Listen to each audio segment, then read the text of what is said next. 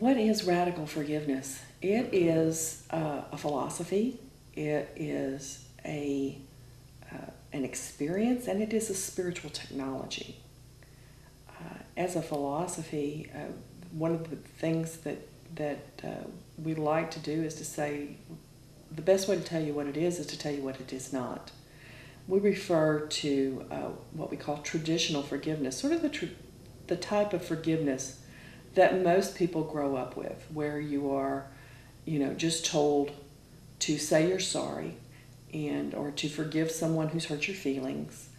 And yet we often say sorry and we don't mean it, or we say I forgive you because it's someone that we care about and we want to maintain a relationship with, and we know that somehow being able to put a bad incident behind us is the way to move forward. But when we say that we're, letting bygones be bygones or whatever, what happens is that we don't really truly let go of things that have happened. If that same person comes along, months or even years later and does something that hurts our feelings again in perhaps the same way, we go, this is just like that time you did such and such. So we really haven't let go of it. We held on to it, and it has stayed kind of locked inside of us. And with traditional forgiveness, it's really hard to do. There have been studies that have shown that it can take years and years and years, if it ever happens at all, that many people do spend a great deal of time and money on therapy. And I'm not denigrating therapy. It serves a definite purpose. But I'm just saying some people still never reach that point of forgiveness. So traditional forgiveness is hard to do, and we say that the reason it's really hard to do is because it is based in the idea that something wrong happened, that there is a need to condemn the words or actions of the person who hurt us. And when we maintain that consciousness of condemnation, it's very hard to balance that with our desire to forgive and move forward in our lives. When Colin Tipping first came up with the idea of radical forgiveness, he'd actually been working with cancer patients. And he realized these drawbacks to traditional forgiveness, that something, really took a long, long time. And these cancer patients didn't necessarily have a long, long time.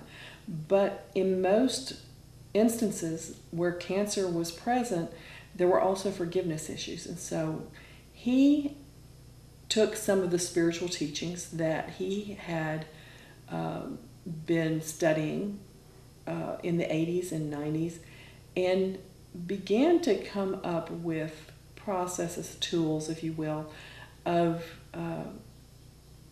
being able to move through the emotions around a painful issue and to reach a point of really being clean and clear about it, of really radically forgiving in a really profound and deep way, such that the word radical means root, and it's sort of like pulling out the old story by the roots and really cleaning it up.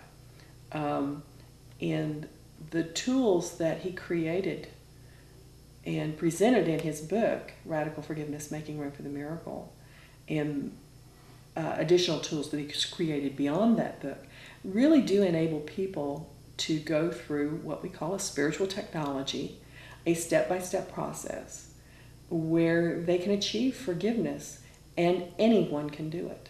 It's a simple step-by-step thing. You sort of like, when it's done, it's done.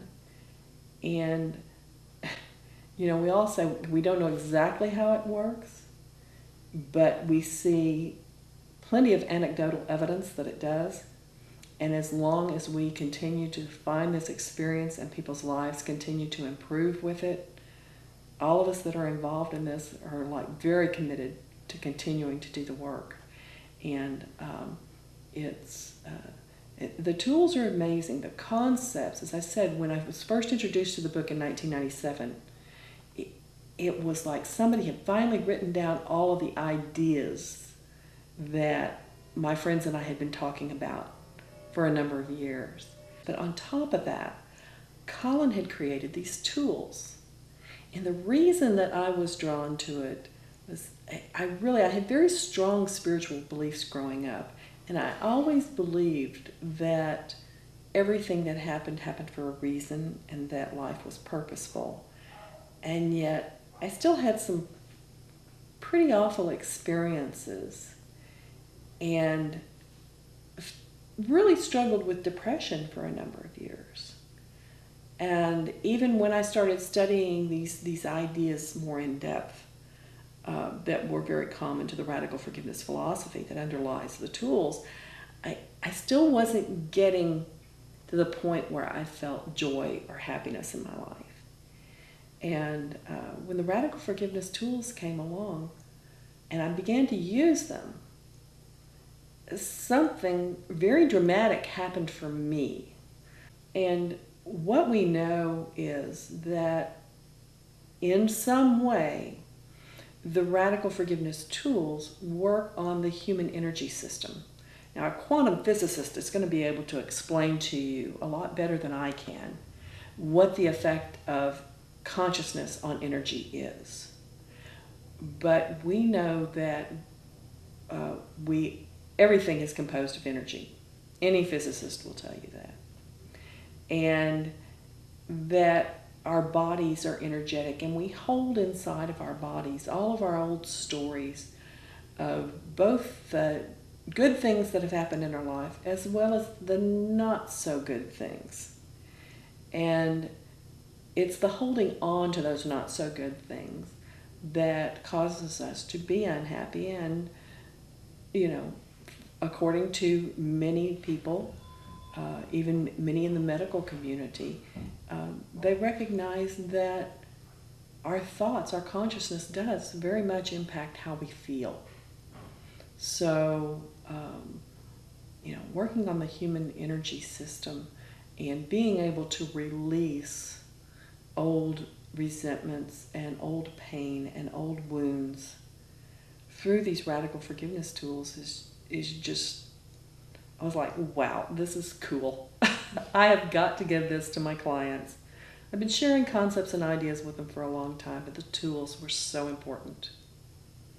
I have a very dear friend who's one of our coaches, and I feel like she would be 100% okay with my sharing her story.